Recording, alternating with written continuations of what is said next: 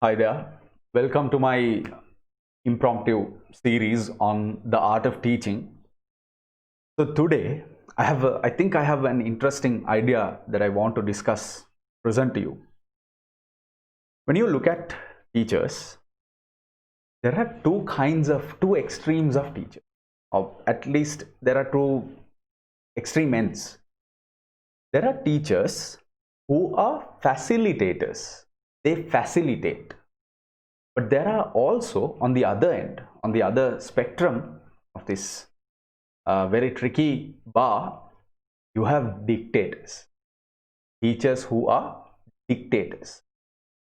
Now, don't misunderstand, this is not English dictation, where you dictate a word and the students have to write it. No, no, no. I'm talking about dictatorship. There are teachers who are dictators. And that's what I wanted to address. So as a teacher, as a lecturer, instructor, trainer, whatever, right? You need to take or I need to take a closer look at myself, and we all need to take a closer look at ourselves and see where exactly are we in this bar of facilitator to the dictator spectrum. So I have worked in my life, I have been fortunate, and I have been blessed, one, to be at Kingswood, and I've been blessed to work with so many teachers who have been facilitators, who have facilitated my work, facilitated my creativity, facilitated my drive. So I'm so thankful to them. A couple of names off the hand that I remember very fondly. Mr. Kapila Priyantha. How can I forget him? He was a great facilitator. Mrs. Iowa, right? My dear, dear madam, wherever you are. I must say, Mrs. Padma Basnaik, such a facilitator in my literature studies. The way she approached me and the way she got me to write, honestly, I was I was never in the class properly. I was a very difficult student for her, but she was such a great facilitator, and I think she was a key reason for me to today looking at writing in such an open-minded sense and exploring the writing skill in a certain way. And Mrs. Agnes Winter, my first class teacher at Kingswood, wonderful facilitators. These individuals were remarkable. But a name that I very, very fondly remember, someone I greatly respect, someone who is there. I don't know if he will watch this or not, but wherever you are, sir, you know that I'm thankful to you. My entire life, I will be thankful to you. I'm only a call away for anything. Mr. Ranjit Chandrasekhar. I don't think I have ever worked with a facilitator within a teacher and a principal, for that matter, than Mr. Ranjit Chandrasekhar, at least for me. So here we have an individual, we find a person. How do I put this? So I was always the way I lived, the way I operated in college especially, was in a way that at least twice a month, I'm in front of the principal's office holding a bunch of letters, waiting to go in, waiting to say excuse me, waiting to go in, pitch him something and get his signature. Every month, right? At least some months, 3 times, 4 times, 5 times. So I think I was a real pain to him in that sense. But he never ever, I think maybe only once in my entire college life, only once I remember that incident, he refused to sign a letter that I took in. And that too, I came back, I corrected, I got things done in a way that, he would permit, and then we went and got ahead with it, right? I have gotten permission from him because he knows where it's coming from. He knows it's going to add some value. He knows there is no bad intention. And he is such a great facilitator. And this is only for me. Throughout the entire career, especially at Kingswood, I've seen him facilitating such great events and occurrences. Remarkable for me to think that his management ability that there was a lot of freedom and flexibility for everyone who worked with him to really explore their fullest potential. Isn't it wonderful? So one good example I remember is, I think in 2008, a sudden idea had come to my mind, because a bunch of us at college were, I wasn't really part of the movement, but a bunch of, a category of the college students had no place to learn, nowhere to go. There was no teacher to teach that particular subject, all of that. So this was running in the back of my mind. And I was a senior at the college. So I decided, okay, had to do something. So an idea came to my mind, and this was after my President Scout year. And all I did, nobody was there, right? All I did was, I put it down on a letter, and I went and I pitched this to him. And the first thing, from a very scolding perspective, he looked at me and he was like, I'm loosely translating this to English. He was like, oh my God, you're such a you're such a farmer, man. Why do you keep farming, farming things to do, you know? That was his reaction. He said that in Sinhala.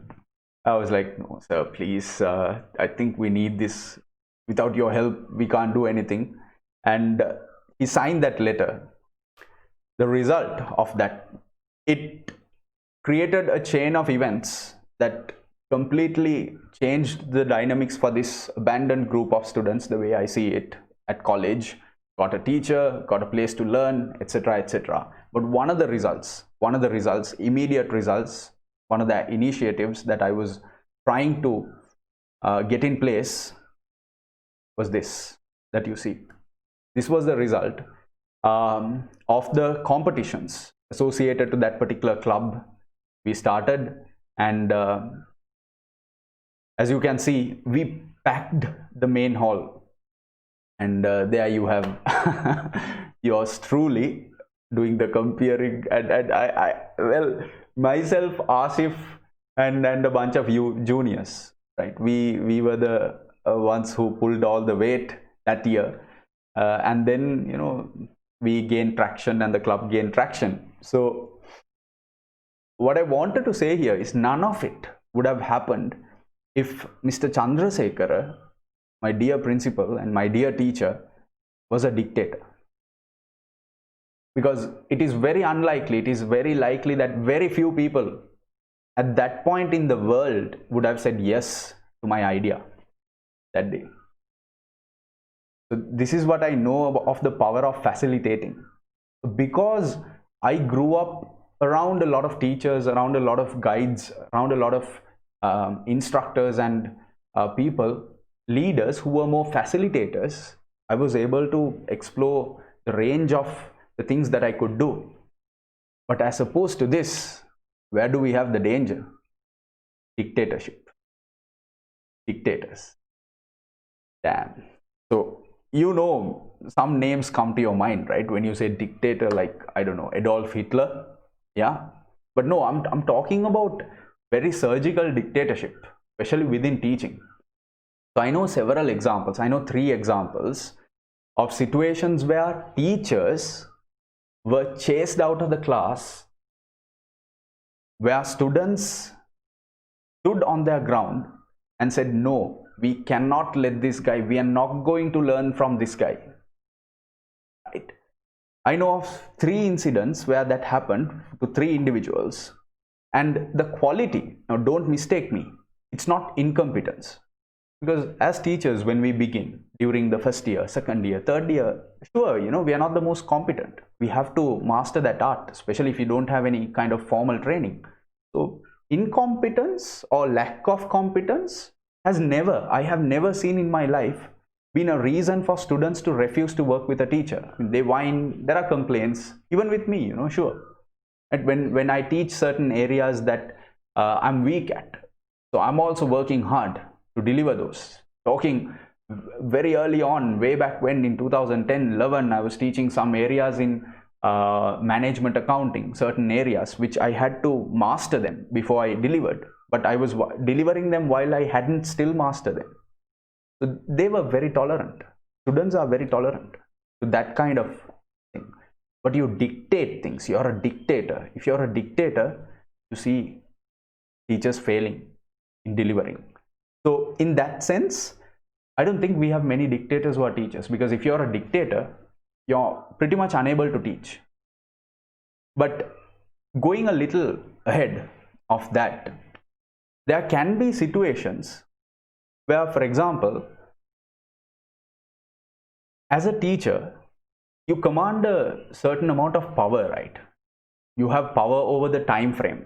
You have power over how you do things, what you do, what you say, etc. And especially in college, you take an environment like a college or a campus or a university, as a teacher, as a lecturer, you command a certain amount of power even with in terms of resources. Now, these resources belong to the students. They are to be deployed by the students. But a recent trend I've seen, especially in a lot of schools, is teachers act as if these resources are their fathers. And therefore, they roadblock the utilization of these resources for the students to do their best. It's happening even in my college, my alma mater now. It's happening. It is a very sad situation, extremely sad situation. Because what happens here is, these teachers have certain traits that drive them closer to become or act like a dictator than a facilitator. So because of that, there is a quality in them that is very bad. And I think, again, it's a quality that we all should be very conscious of and think very closely and stop ourselves if we are expressing that quality. Limit that quality within ourselves. Arrogance. Arrogant. Not really adamant, but arrogant in a very negative way. Very negative way. Because if you have in your command a certain amount of resources and you're holding it, you're not even really doing something with it, but you're holding it and you're not letting specialist students in these kind of environments deploy those resources to the benefit of themselves, their surroundings, their neighbors, their peers, we have a classic problem there of dictatorship generally. I remember there was one incident that happened so roughly in 2013, 2014, somewhere there. We had worked hard for a particular event, right? It was a sports event. So I was the leader of the team and I was leading a 20-man team. And it was a massive project. We had high hopes and we wanted to come out of it as victors. We worked very hard, right? In fact, the couple of days before the event, we were like, there was no sleep. I know my team was working very hard. Prama, Tila, I know, I'm sure, I don't know if you guys will watch this. And there was a teacher slash supervisor sort of role in this entire situation. And on the day of the event, we had done everything we could. But on the day of the event, things didn't go as planned. So our participation and our capabilities, at least the crowd that were actually engaged in the activities to do, half didn't turn out. The performance was poor. So things didn't go well, in that event. So we were hoping to win it, but no. By midday, we knew we were nowhere. And I had convinced this particular supervisor slash teacher particular role to invest, right, in us. I had convinced, I had pitched it, but the investment had gone wrong. And okay, sure, right, repercussions, etc., consequences, no problem. But this particular situation, right about midday, in the middle of the ground, okay, in the middle of the ground, I'm standing, I have 1,000 things running in my mind. There are things that are happening. I'm busy, supposed to be busy. Right in front of me, this individual is screaming at me. He's screaming, and there are so many people. There are thousands of people in the ground, going all around. Person is screaming at me, and I was looking at this person. So he was sure he was playing a supervisory role there. I was looking at this person. What the hell is going on? Doesn't he know how much we worked? Right? I didn't utter a single word. I mean, these kind of things have happened to me a lot. So I knew how to handle it. As in, at least I knew that silence would be the best medicine there. Screaming and screaming and screaming, and he was venting out. After a certain point, after about 10-12 minutes of listening to all that, I think I just barged away. I just went, right? Because it didn't seem like he was going to stop. And then, so this is classic dictatorship behavior, arrogant behavior, right? A behavior that cannot see past a certain point. And I don't really want to be that kind of a person. I don't think any one of us should be. And when that incident happened, the next day, after a very thoughtful night, the next day, I took certain measures at a meeting and etc. etc. I took certain measures in a way that this particular incident would never repeat with me. And so there are ways to handle that kind of behavior in a way that doesn't hurt any party. Very diplomatic way, right? There are ways to handle, but it's not easy for everyone, is it? I had the training, I was able to manage it. But what if you don't have the training, right? What if you don't have that amount of control? I mean, that incident I was in control, but who knows, right? The next incident I might lose control. So for me, the medicine, especially in this case, is being very conscious that this exists, that this trait exists. So we must be very careful of it. Because one thing that I see with dictatorship is it kills creativity, it kills confidence, it kills, it limits tolerance, and it creates discord, right? Harmony is damaged when you deliver, especially when you deliver content like that. So why I talk about this so passionately is because, especially if we frame it to teaching, the teaching space, one of the biggest problems I'm battling, because it has happened to me, is sometimes students hate subjects, and I think I'm going to be repeating this my entire life, especially within this series of videos. Sometimes students hate subjects because of the teacher who delivered that subject. It's not because the subject is one that they don't like. No, it's not because they are poor at that subject. No, because of the teacher and the way that content was delivered. This is something I absolutely hate. I don't want, if I had my way, I don't want a single student in the world to hate any subject purely because of the teacher and the way the teacher delivered it. Because of that consciousness, I take great care in the way I deliver things.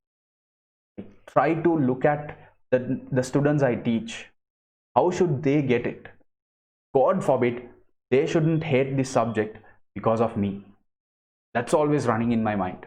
I shouldn't deliver something in a way that is going to lead them to hating this subject. Someday they shouldn't go and say, Azman taught us that subject. I hate it. And I think I've made that mistake over the years with certain chapters. So I was very conscious, and I'm trying to continuously improve. So I haven't perfected it, but I think we all should work together as teachers and understand that we might be in a position where a student is led to hate a certain subject or led away from something that the student might actually excel at because of the way we deliver. We shouldn't be that. And if we are arrogant, and if we are more tended towards being a dictator than a facilitator, we might result, the result of our teaching might lead to that. So we must be extremely, extremely careful, thoughtful, mindful. We shouldn't teach in a way Actually, what we should do is we should teach in a way where we guide, we show the path. Student, any learner, any learning partner, we show them the path to say, look, this is the road. There are many lanes here. And as you go along, you're going to face certain hurdles. Right? There are going to be ups and downs. But come, I'm here to guide you. So you're a facilitator. You're not a teacher. Sorry, you're not a dictator. But what do dictators do? Come, this is the way, come with me, right? And you take the student in the path that you thought that you had gone, when even you haven't really discovered the path. I don't want that to happen. So as teachers, fundamentally, like Ranjit sir, like a lot of my teachers, brother, right? Brother is a code name to a very close teacher I had, my English teacher, my first and only, as in, you know, the one who created this. I'm not saying it's perfect, but this level of language handling came to me from him. His name is Jeffrey, and he's not no more. I am so thankful to him. He was a facilitator. He was one of the most, in fact, I forgot him earlier. He was one of the biggest facilitators in teaching English to me. Not just to me, thousands of students. So if you approach teaching, you approach content delivery in a way that you show the path and not dictate, not hold your hand and drag, right? Not be arrogant in your thought, in your perception, in the way you deliver.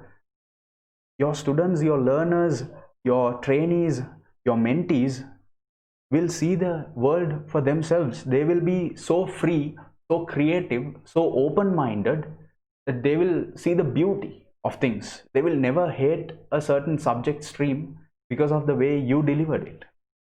You've been a guide. But what happens if you are arrogant and if you don't see beyond a certain point? What happens? Complete opposite. Creativity is diminished.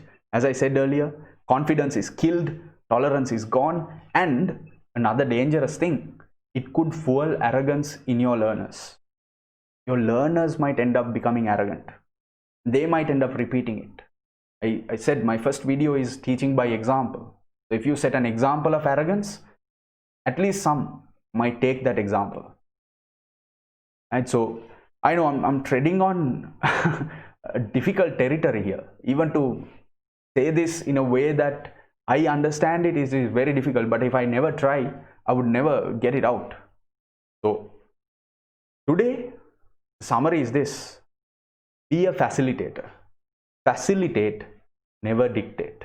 Or as much as possible, even if you're unconsciously, like myself, even if you're unconsciously in that position, work hard, strive hard to kill the dictator element of the way we deliver content and become more of a facilitator. This is my wish, this is my attempt, this is what I am trying to do, and I hope that you join hands with me and help me, inspire me, support me, and especially as a teacher and a learning community, that we can all work together to be facilitators than dictators. Thank you very much. God bless you, and stay safe.